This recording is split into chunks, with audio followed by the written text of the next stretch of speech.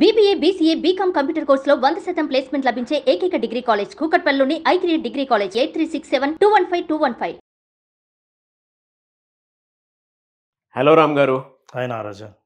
జీవితంలో మనం కొన్ని డెసిషన్స్ ఎమోషనల్గా తీసేసుకుంటూ ఉంటాం. ఓ సెంటిమెంట్కి లోబడో లేదంటే తెలియకుండానే సరేలే పోని అనేటువంటి ఎమోషన్కి లోబడి కొన్ని నిర్ణయాలు తీసేసుకుంటాం. దాని తర్వాత దాని రిజల్ట్ ఎలా ఉంటుందంటే కక్కలేక మింగలేక వాళ్ళని పొమ్మనలేం, అట్లని చెప్పేసి ఉండమని కూడా చెప్పలేము. అలా తయారైపోతూ ఉంటుంది జీవితం మొత్తం.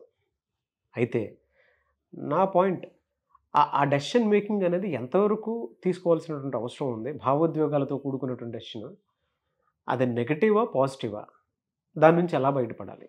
నారాజు, మనం పెద్ద అబ్జర్వ్ చేయం, కానీ కొన్ని వందల డెసిషన్స్ తీసుకుంటాం. నువ్వు చేసే ప్రతి పని డెసిషనే. అంటే ఈ పని చేయాలా, ఇక్కడికి వెళ్ళాలా, ఇది అందుకోవాలా, ఇప్పుడు కూర్చొని ఫోన్ చేయాలా, ఇవన్నీ డెసిషన్సే. అయితే చిన్న పెద్ద డెసిషన్స్, ప్రభావంతో కూడుకున్న డెసిషన్స్ని బట్టి ఇది చిన్న డెసిషనా, లైఫ్లో ఇంపార్టెంట్ డెసిషనా అని తెలుస్తుంది. అయితే ఎప్పుడైనా మన నిర్ణయాలు తీసుకోవడం రెండిటి మధ్య భయంకరమైన పోరాటాల మధ్య నుంచి మనం తీసుకుంటాం.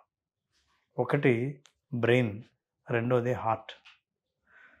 బ్రెయిన్, హార్ట్ ఇవి రెండు ఎప్పుడు కొట్లాడుతూనే ఉంటాయి ఏదైనా నిర్ణయం తీసుకోవాలంటే. ఎందుకు కొట్లాడుతుంటాయంటే, హార్ట్ ఏమో ఎమోషనల్ డెసిషన్స్ తీసుకుంటుంది. భావోద్వేగంతో కూడుకున్న ప్రతి నిర్ణయం హార్ట్ నుంచి వస్తుంది.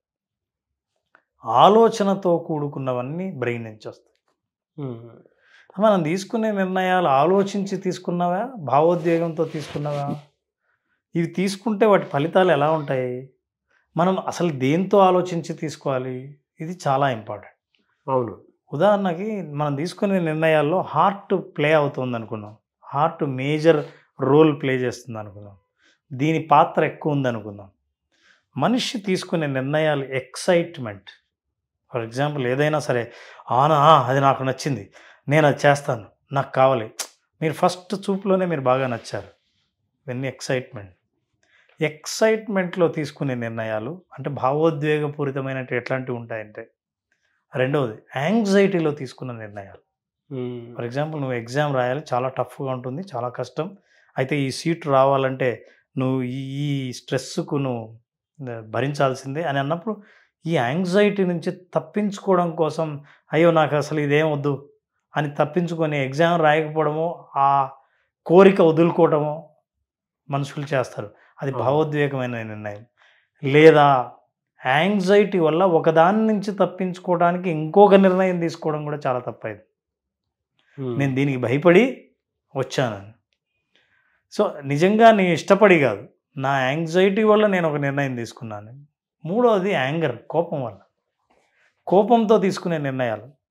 చాలామంది మానవ సంబంధాల పట్ల తీసుకునే నిర్ణయాలు ఎట్లాంటివి ఉంటాయంటే, చాలా ఆవేశం, ఇంకా జీవితంలో వీడి మొహం చూడకూడదు, ఇట్లాంటి నిర్ణయాలు. లైఫ్లో మీ గడప దొక్కను చూడగలరు, అది నిర్ణయాలు. చివరిది లవ్, ప్రేమగా తీసుకునే నిర్ణయాలు, ప్రేమతో తీసుకున్న నిర్ణయాలు. నా జీవితాంతం నిన్ను వదలకుండా ఉంటానో, లేదా ప్రేమించేటప్పుడు చెప్పే మాటలో అప్పుడు తీసుకున్న బలమైన నిర్ణయాలు, ఇట్లాంటివి ఏవైనా ఉండేటివన్నీ భావోద్వేగంతో కూరుకున్నవి. ఎక్సైట్మెంట్తో కానీ, ఫియర్తో, భయంతో కానీ, లేదా యాంగ్జైటీతో కానీ, తర్వాత లవ్తో కానీ ఉన్నవి భావోద్వేగమైనవి. అయితే భావోద్వేగాలు అనేటి రోజు ఏవి శాశ్వతం కాదు. అవి మూడుని బట్టి మానసిక స్థితి మారుతున్న కొద్దీ మన ఉద్వేగాలు మారుతాయి. కాబట్టి ఇవాళ నువ్వు ఏ వ్యక్తిని వ్యతిరేకించావో, ఏ వ్యక్తిని ప్రేమించావో దాన్ని కరెక్ట్గా రివర్స్ జరిగే ప్రమాదం ఉంది. ఈరోజు నేను ఎక్సైట్మెంట్కి గురై ఇటు చూస్తున్నా, ఆ కారు కలర్ నాకు భలే నచ్చింది, ఇవాళే బుక్ చేస్తాను. పోయి బుక్ చేసిన తర్వాత అప్పుడు నీకు అనిపిస్తుంది, రియల్ బిల్ కట్టేటప్పుడు, దాన్ని డెలివరీ చేసుకోవడానికి మొత్తం అమౌంట్ కట్టాల్సి వచ్చినప్పుడు ఇది ఎంత పెయిన్ఫుల్గా ఉందో. అప్పుడు అనవసరంగా అనుకున్నాం కదా, నేను అప్పుడు ఏదో తొందరపడి తీసుకున్నాను నిర్ణయం అని. అట్లాగే డబ్బులు నిర్ణయం, పేకాట ఆడేవాడో, ఇన్వెస్ట్ చేసేవాడో, షేర్ మార్కెట్లో ఉన్నవాడో ఎక్సైట్మెంట్లో నిర్ణయాలు తీసుకుంటాడు. అవును. సో ఇట్లా నిర్ణయాల ప్రభావం అంతా ఆ ఎక్సైట్మెంట్ తర్వాత ఉండదు కాబట్టి అప్పుడు అనవసరంగా తీసుకున్నామన్న బాధ ఉంటుంది. రెండోది ఆలోచనాపూర్వకమైన నిర్ణయాలు.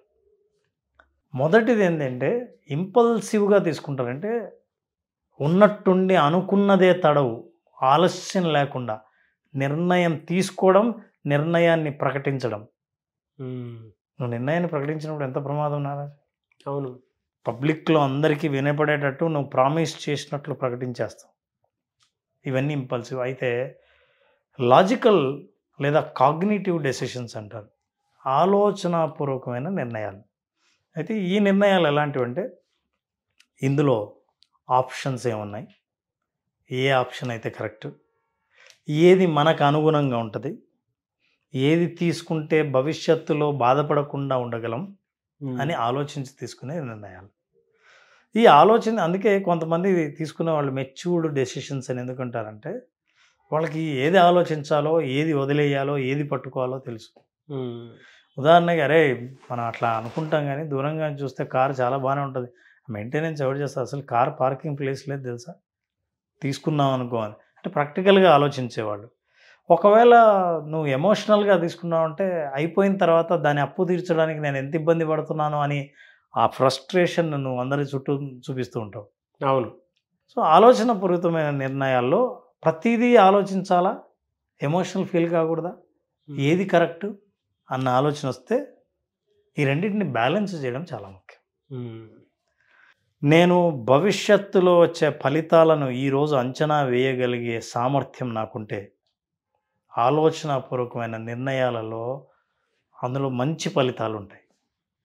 అలా కాకుండా ప్రస్తుతం నాకు వచ్చే ఇమ్మీడియట్గా కలిగే ఆనందాన్ని బేస్ చేసుకొని నేను నిర్ణయాలు తీసుకుంటే ఇదే ఎమోషన్, ఇదే ఆనందం మళ్ళీ ఉండనప్పుడు వెనక్కి వెళ్ళి అనవసరంగా ఆ నిర్ణయాలు తీసుకున్నానని అనిపిస్తుంది.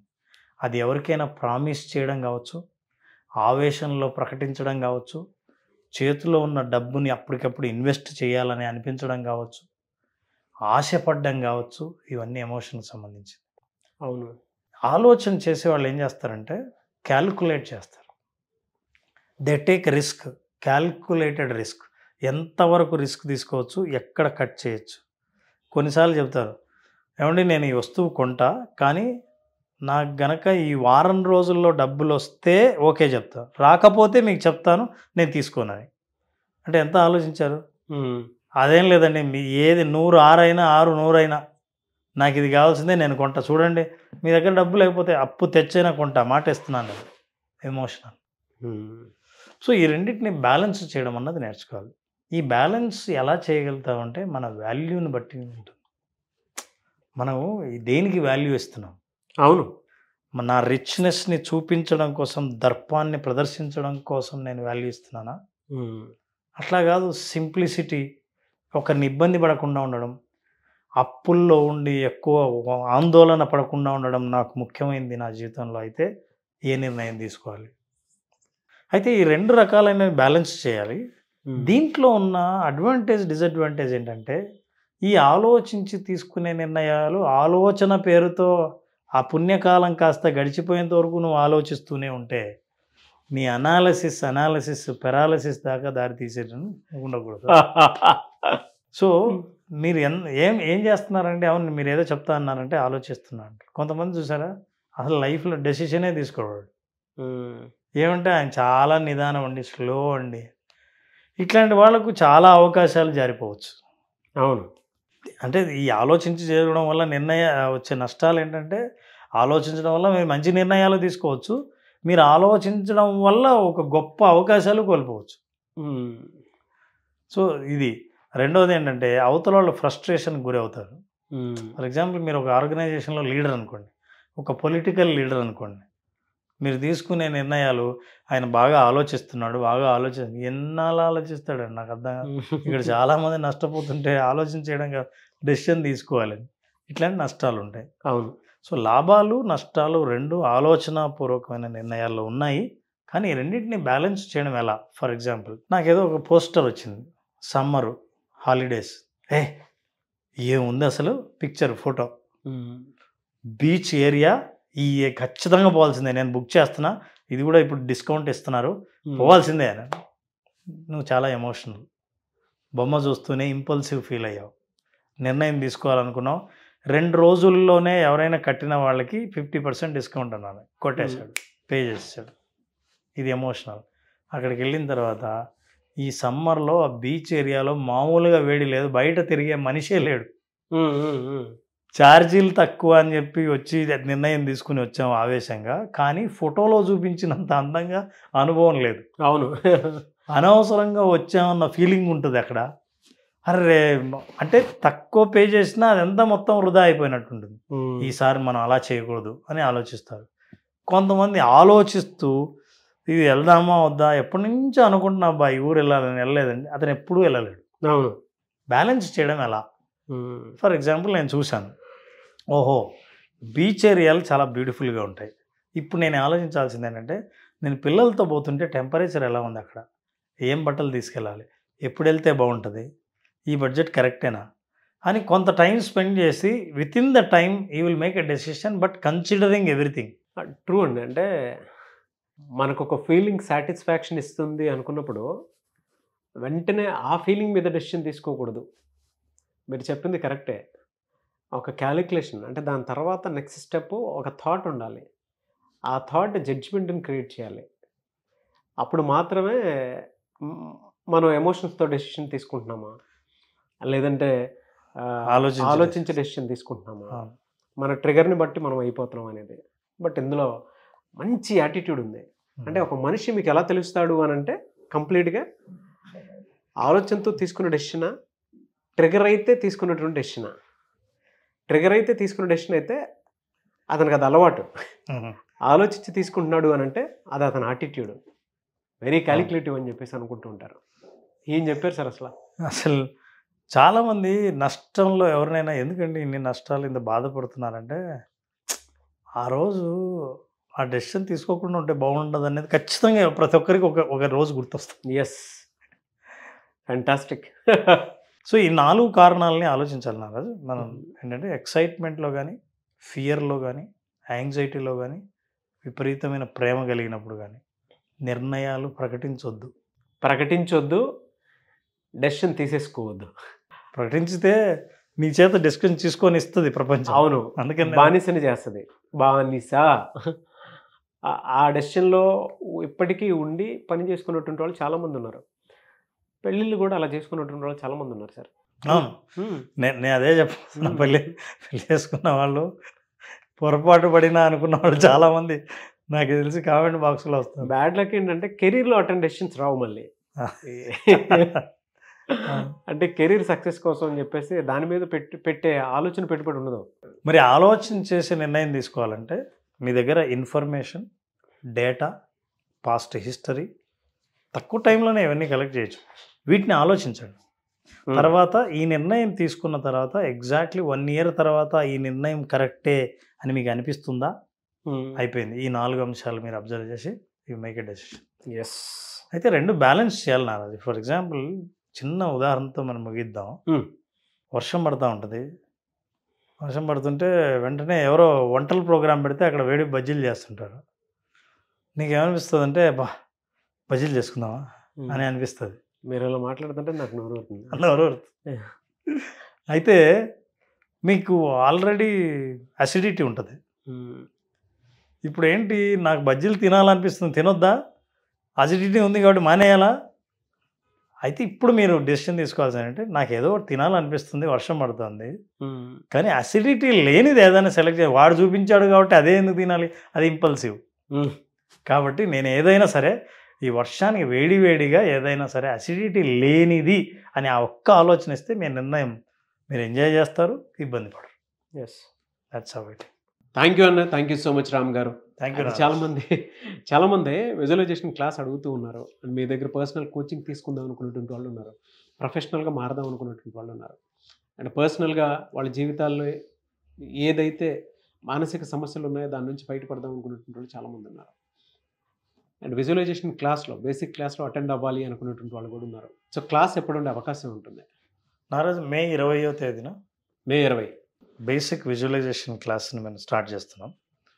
ఈ క్లాస్ అటెండ్ అయిన వాళ్ళు కేవలం నాలెడ్జ్ కాకుండా ఎక్స్పీరియన్స్ని గెయిన్ చేస్తారు. బా అసలు మార్గం ఏది కాదు, ఆ మార్గంలో వాళ్ళు ప్రయాణించి వస్తారు. అంటే ఆన్లైన్లో అటెండ్ అయినా సరే ఆ ప్రయాణ అనుభవం ఎట్లా ఉంటుందో మనం చాలామంది ఫీడ్బ్యాక్లో కూడా విన్నాం. అట్లాంటి అనుభవం ఎప్పుడో జీవితంలో ఒక్కొక్కసారి కలుగుతుంది. అట్లాంటి వేరే అనుభవాన్ని ఏదైనా చూడాలని అనుకుంటే, నా జీవితంలో భవిష్యత్తులో ఎటువైపు ప్రయాణించాలని అనుకున్నానో ఆ ప్రయాణాన్ని ముందే చూడగలిగితే అట్లాంటి అవకాశం కలిగించేది ఒక్క విజువలైజేషన్ మాత్రమే. ఆర్ట్ ఆఫ్ విజువలైజేషన్ 5 రోజుల పాటు చేసే ప్రోగ్రామ్ని మే 20వ తేదీన స్టార్ట్ చేస్తాం. మే 20వ తేదీ ఆర్ట్ ఆఫ్ విజువలైజేషన్. మీకుండేటువంటి సమస్య ఏదైనా సరే, సో దాన్ని మీ బ్రెయిన్తోనే మీరు క్లియర్ చేసుకోవాలి అనుకునేటువంటి వాళ్ళు, సమస్య ఏదున్నా సరే దానికి ఒక సరైన అవగాహనతో క్లియర్ చేసుకుందాం అనుకునేటువంటి వాళ్ళు, స్క్రీన్ మీద మీకు కాంటాక్ట్ నెంబర్ కనిపిస్తుంది, దాన్ని మీరు కాల్ ఆర్ మెసేజ్ వాట్సాప్ చేసి వెంటనే మే 20వ తారీఖు విజువలైజేషన్ క్లాసెస్ జరుగుతున్నాయి, దానికి మీరు కాల్ ఆర్ మెసేజ్ వాట్సాప్ చేసి వెంటనే ఎన్రోల్ చేసుకోండి. ఒకవేళ కాంటాక్ట్ నెంబర్ కనెక్ట్ అవ్వట్లేదంటే మిస్టర్ నాగ్ అఫీషియల్ 1 అన్న ఇన్స్టాగ్రామ్ ఐడి ఉంది, దానికి మీరు పర్సనల్ మెసేజ్ పెట్టినా కూడా నేను రామ్ గారి టీంకి ఫార్వర్డ్ చేస్తాను. ఆ విధంగా సరే మీరు అప్రోచ్ అవ్వచ్చు. అండ్ ఈ వీడియో లైక్ చేయండి, షేర్ మాత్రం తప్పకుండా చేయండి. ఇలాంటి మరిన్ని వీడియోస్ కోసం మా ఛానల్ ఫాలో అవ్వండి. Thank you so much Ram గారు, and wish all the best. Thank you. Suman టీవీలో మీ పర్సనల్ అండ్ బిజినెస్ ప్రమోషన్స్ కోసం కింది నెంబర్కి కాంటాక్ట్ చేయండి.